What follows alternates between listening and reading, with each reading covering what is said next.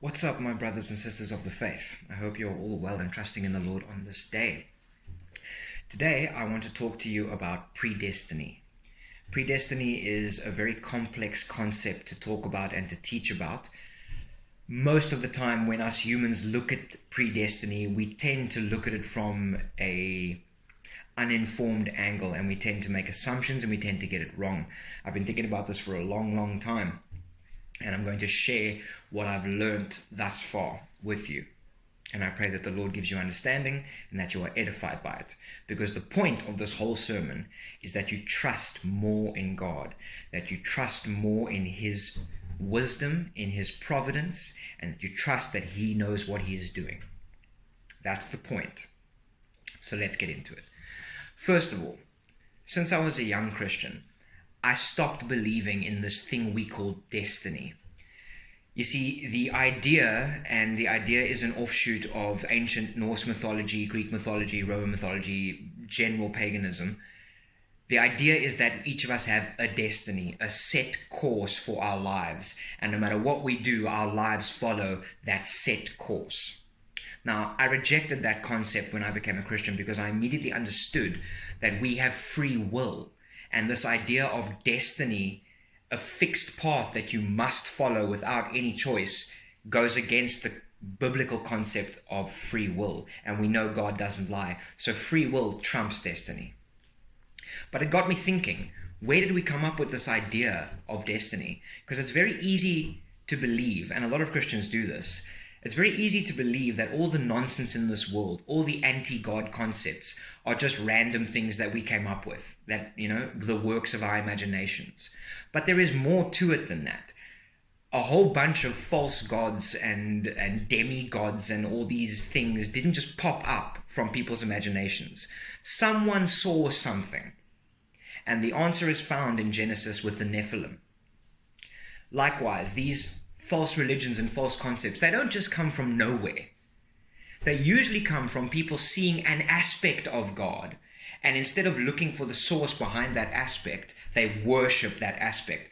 To give you a simple example, you see a beautiful flower, and instead of realizing that there is a power behind that flower that makes it beautiful, that gave you the ability to perceive its beauty and seeking that power, you waste your life worshiping the flower. The flower is all good and well, but the truth behind it is what you need.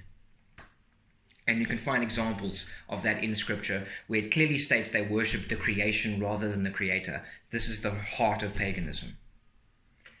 So destiny is one of those concepts. It's something that we came up with. And I believe we came up with the word destiny to explain away the fact that each and every one of us within us feels and senses at our very core that there is a plan for our lives. As soon as we become self-aware, we realize that we are here for a reason, to the point where seeking out that reason becomes the driving force behind our lives. So I believe we came up with this word destiny to explain the fact that, God actually does have a plan for all of us. But that is not to say that we have to follow that plan, because we have free will. Now, God is so wise and so great that even through our free will, He works His will. So what am I saying? I'm saying, yes, God has a plan for your life, but it is up to you how you achieve that plan. There's the easy way. It's not really easy, it's just the right way, so we'll call it the easy way, where you obey God and follow God. And then there's the nasty way, the painful way, where you rebel against God, and He still achieves His will through your life, but it's not so satisfying to you. Now, if you want an example of what I'm saying, it's very simple. Let's look at Samson. Samson's destiny was to free his people from the oppression of the Philistines. I am pretty sure, however, that it was not his destiny, it was not God's will for him to succumb to lust, to have his strength taken away, to be beaten, broken, chained up, and blinded, and to achieve the goal of beginning the freedom of Israel from Philistine through his own death. In other words, had he stuck closer to the Lord, perhaps he still could have achieved that without all that pain and suffering. I'll give you a different example. Jimi Hendrix.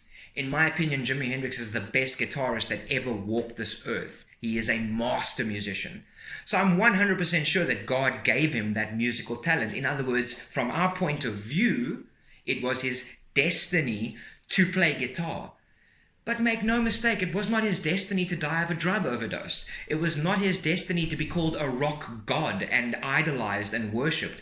And if you stood Jimi Hendrix up from the ground right now and asked him, "Hey Jimmy, what do you want? 3 more tabs of acid or 30 more years to make music?" Jimmy would have taken the 30 years like that because he loved music.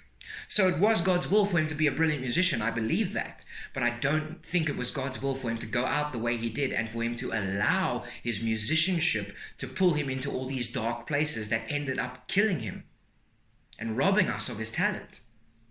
So you've got a plan according to God for your life, but how you follow it is on you.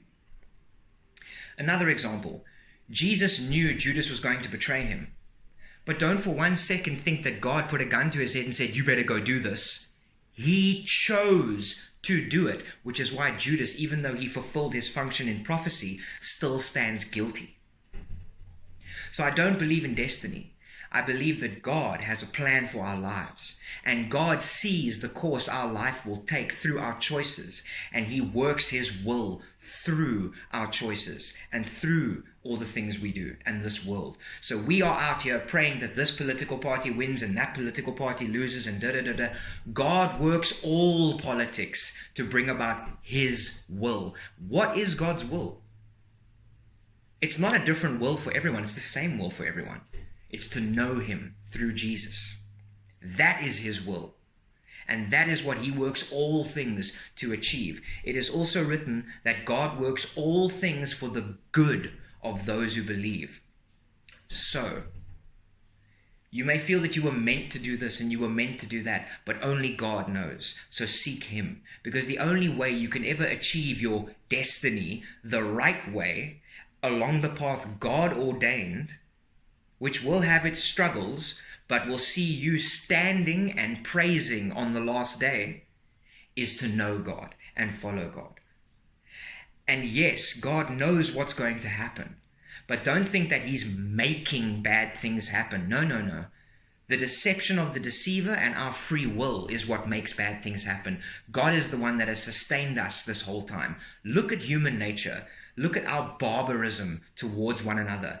It is a miracle and a testimony to the love of God that we are still alive as a species, that we didn't atom bomb ourselves back to the Stone Age years ago, is a miracle. It is proof that God is still working his will through this world. And if you want more proof, read Daniel, read Revelation, read Matthew 24, and go look at the world. Because there's more proof that God knows what he's talking about. He knows what's going to happen, and he works his will through it. He tells you hard times will come, but he promises you that if you trust him, he'll get you through them. Now I'm going to read to you from Scripture, John chapter 9, where Jesus heals a blind man. And I want you to think about what I've just said. God works all things for the good of his kingdom and his people. He orders all things. There are no coincidences. Watch this. And Jesus passed by, and as Jesus passed by, he saw a man which was blind from his birth. And his disciples asked him, saying, "Master, who did sin, this man or his parents, that he was born blind?" And Jesus answered, "Neither has this man sinned nor his parents sinned, but that the works of God should be made manifest in him." Now immediately, what did I say? It wasn't this man's sins that made him blind, and it wasn't his parents' sins that made him blind. This man was made blind specifically for the day that Jesus came walking past him to heal him. And can you imagine what happened in that man's heart when he was healed? That was part of his destiny. It was part of the meaning of his life to get healed by Jesus that day. So the non-believer and those who don't know God would probably think, "Oh, how cruel is that? God makes him blind his whole life just to prove a point?" But you don't know his heart. You don't know who he was. You don't know what being blind did to him. You don't know what being healed meant to him that day. This man probably became one of the strongest believers ever. How many more people were saved because of his testimony? So he suffered for a little time, but then Christ came into his life. He was reborn, and much good was done. So we don't question our God, we trust in our God. And that's not the end of it, because I just showed you that God worked this for his glory, and so that everyone around can see the glory of God in Christ and know that Christ is the Messiah, and so that me and you can come and read these words thousands of years later, see the glory of God displayed through the Messiah, and put our faith in him. This was done to save countless people. So don't be so quick to call God cruel, because God had a purpose in this man's blindness. Jesus answered and said, neither has this man sinned nor his parents, but that the works of God should be made manifest in him. I must work the works of him that sent me while it is day. The night cometh when no man can work. As long as I am in the world, I am the light of the world. When he had thus spoken, he spat on the ground and made clay of the spittle, and he anointed the eyes of the blind man with clay. And he said unto him, go wash in the pool of Siloam. Now the word Siloam means sent. He went his way therefore, and washed, and came seeing. The neighbors therefore, and they which before had seen him that he was blind, said, is this not the man that sat and begged? Some said, it is him. Others said, no, it's like him, but it's not him. But he said, it's me. I'm the guy that sat and begged blind every day, and here I am seeing. Therefore said they unto him, how were thine eyes opened? He answered and said, a man that is called Jesus made clay, and anointed mine eyes, and said unto me, go to the pool of Siloam, and wash. And I went and washed, and I received sight. Now do you see it? It is not a coincidence that Jesus walked past this man. It is not a coincidence that this man was blind from birth and sitting there at that moment when Jesus walked past. It is not a coincidence that the pool that was nearest to them for this man to go wash in also happens to be the pool called Sent. And Jesus just said that he was sent into the world. And Jesus healed the guy and sent him to the pool called Sent. It is not a coincidence that those people were standing around that pool to see this and discuss this. It is not a coincidence that the gospel writer and recorder recorded this for you to read. All of this shows you God works beyond our understanding. He bends times and seasons while keeping all the planets going and the stars in the heavens in their proper place and alignment, drifting. He is also ordering every grain of sand on this earth. He is beyond what we call wisdom. He is truth. And he works all things for the good of those that believe. Let's continue.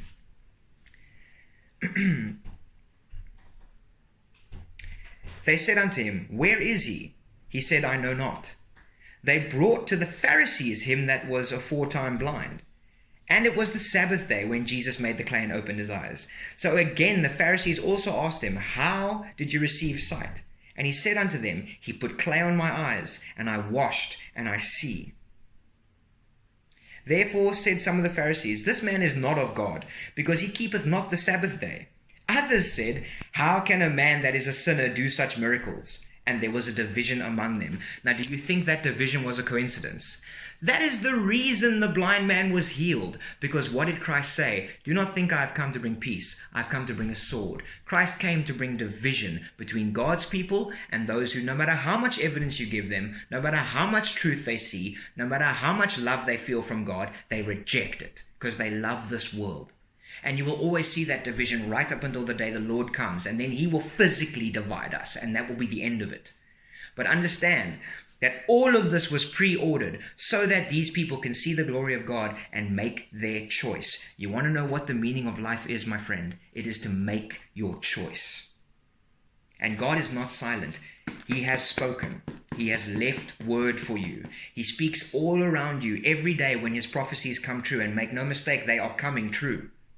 Quicker and quicker every year.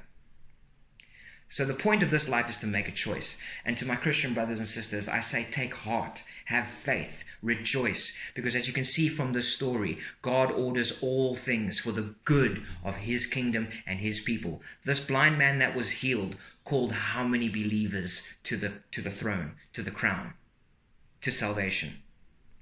And how many were exposed as vipers when instead of seeing a blind man healed, they saw the Sabbath law was broken.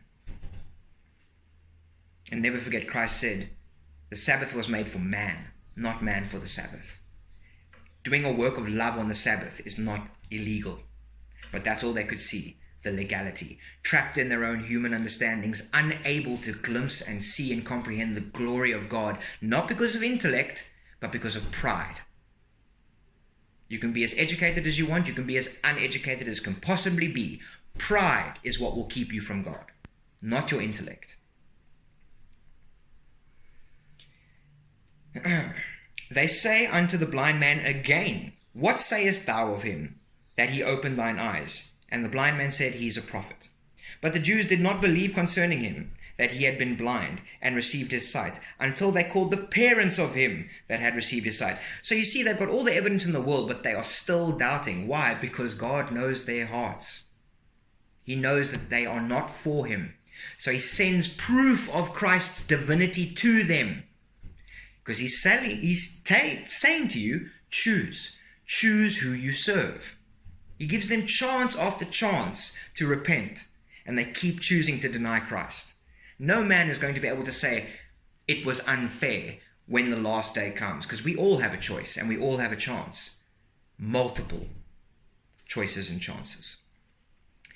And they asked them, the blind man's parents, Is this your son who was born blind?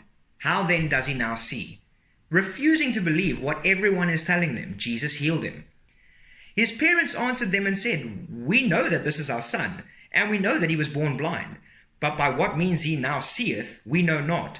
Or who hath opened his eyes, we know not. But he is of age. Ask him, he shall speak for himself. Even the parents are telling the leaders of Israel, by your own law, this man is of age. He can speak for himself. He has spoken, but you're rejecting his words. Now you've called us out of our home to speak for our son who's probably in his 40s already. Do you see the ridiculousness of doubt? The violent nature of those who don't want to acknowledge God's sovereignty. They will rebel and freak out like caged animals. Anything other than accepting that Christ is the Messiah. And this is no different today.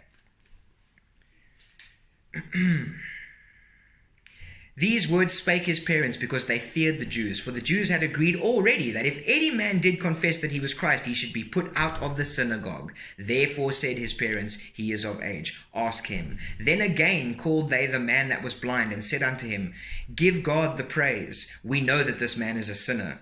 He answered and said, Whether he be a sinner or not, I know not. One thing I know, I was blind, now I see.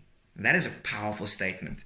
What is this man saying? He's saying you can say what you want about Jesus. You can cast all the doubt you want to about who he is. All I know is I was blind and now I see. And it's the same over here. All I know is I was unfulfilled and unhappy, and I was blind to the truth of this world. I knew something was wrong, but I could never put my finger on it. I got as far as the New World Order, Freemasons, and secret cult agenda, and I couldn't get any further because I knew there was more. There was more that I'm not seeing. But as soon as I came to Christ, boom, that ceiling exploded. I was blind, but now I can see. And what do I see in that story? I see that the scriptures are true when they say that God works everything for the good of those who believe. There is no such thing as destiny. You are not meant to fail or meant to succeed. God's will is that you know him. His plan for your life is that you come to know him. And if you submit to him, that will happen. If you don't submit to him, either he will accomplish his will through your life, whether you like it or not. And this is mainly for believers. In other words, you believe in God, but you're not submitting to his will for your life. He'll get his will out of you. Trust me. Ask Samson. Samson rebelled hard. And at the end of the day, he felt like a fool when he found himself standing exactly where God said he was going to stand, between those two pillars, and he broke them and he freed his people. He accomplished God's will, but he did it in the most roundabout, painful way possible, because he was a man of God who rebelled against God's will to his life. And that is the real lesson of Samson's story. The real lesson of Samson's story is not, don't cut your hair. It's not, watch out for women. Watching out for women is something that all Christians should do. And women, you should also watch out for seductive men. because your flesh isn't going to show you what's right. Your flesh is just going to show you what you want. The moral of Samson's story is obey God and you'll have a much better time of things. So to the Christians who are under the Lord, if you rebel against God's authority over your life, it's going to cause you some trouble, but God will still get his will out of your life. To the non-believer who rejects God's will for their life altogether, you won't even notice that God's angry at you, because Satan, who runs the world, will keep you as happy and comfortable and rich and fat as he can possibly keep you, because he doesn't want you to realize that there's something missing. And then on that last day, all the deceiver's magic will go away, and you will see that you actually have nothing. And then God will come, and you really will have nothing. So if you're a Christian and you're rebelling against God's authority in your life, it's going to hurt. Don't do it. God will get his will out of you. It's the easy road or the hard road. Choose. To the non-believer that rejects God, you might wonder why God's not punishing you for your rejection of him. It's very simple. Christ told us his kingdom's not of this earth. This world is in the hands of the deceiver, and if you stand with him, he's going to make your jail cell as comfortable as possible until the door slams closed and then you can't leave, and then all the comforts go. And guess what? You are now sharing a jail cell with the one who you thought was your buddy. And he's not your buddy. He hates you. The reason the jail cell exists is because he hates you. So trust in God, because he orders all things for the good of those who believe. There is no such thing as coincidence. When you read these words, understand that God isn't just talking to the people in that story. He's talking to everyone else who could ever read that story, and he knows that. So he shows you things. He shows you coincidences that make these prophecies come true to show you he is in control. You do have free will. But if you are saved, use your free will as the power that it is, the power to choose God, the power to choose his righteousness, the power to choose the word over the world. And trust that even in the midst of chaos, God is in control. One of my favorite Hebrew sayings, Hakol beseder be'eli haseder. Everything is in order within the chaos. So the message that I bring to you from John chapter 9 and Jesus healing that blind man is, yes, God loves us. Yes, God is miraculous. Jesus, before that incident, they were questioning Jesus' divinity. And Jesus basically told them, I am divine. I am the Messiah. He never said it in those words, but he demonstrates it through his power. He demonstrates it in the way he answers them when they question him. They question him as people not knowing. He answers them as someone who is all-knowing and has authority. He shows you that he's divine. So they've questioned his divinity. The very next thing he does is restore sight to the blind, something only God can do. Regenerate dead flesh, synapses, and neural pathways. He demonstrates his power. Then he demonstrates his knowledge of predestiny and sends this guy to the pool called Sent, knowing who's going to be there. And all Jesus did was walk up to a guy and heal him of his blindness and walk away. And because of that one act, we have 5 chapters of Jews arguing, people saying he is the Messiah, he's not the Messiah. And now you understand what the Lord meant when he said, I didn't come to bring peace, I came to bring a sword. I've come to divide. He told you your enemies will be within your own house, because Christ is the divider.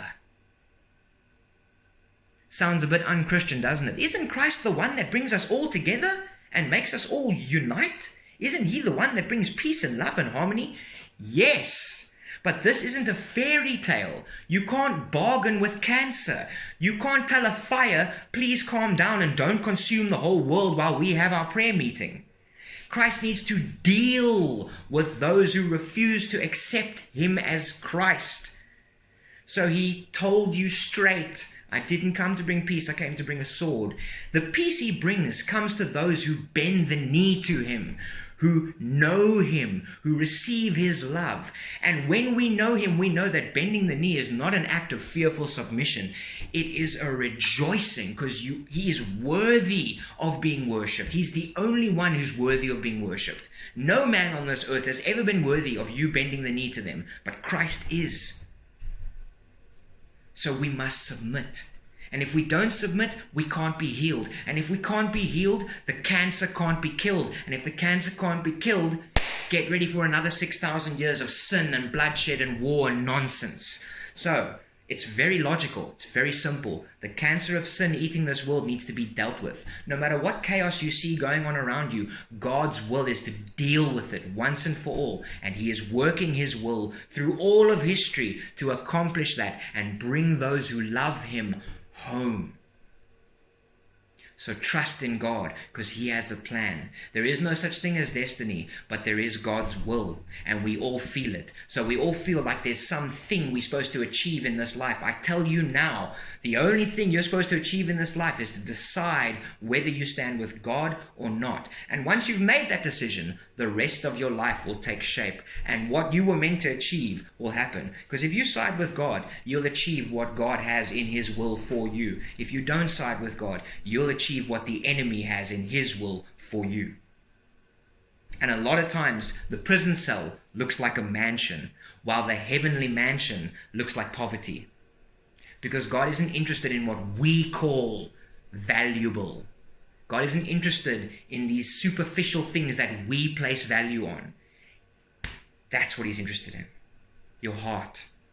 He wants a repentant heart. He wants a humble spirit before Him. And when you show Him that humble spirit, He builds you up so that no force on earth can humble you. Because you are humbled before God. And when you stand with authority. And when you speak with righteous fury, not emotional fury. And seas part, bushes burn, because God is real. I'm going to cut myself off here because I'll keep talking about this for the next hour. It's not a question of we all have a destiny. It's a question of there is one plan for this universe, and it is God's plan, and you are either on board or you are not. That is what you are sensing and calling destiny. It's a choice. So we need to choose, and we need to follow through with our choices. And we can only do that with God. In the name of Yeshua, be blessed.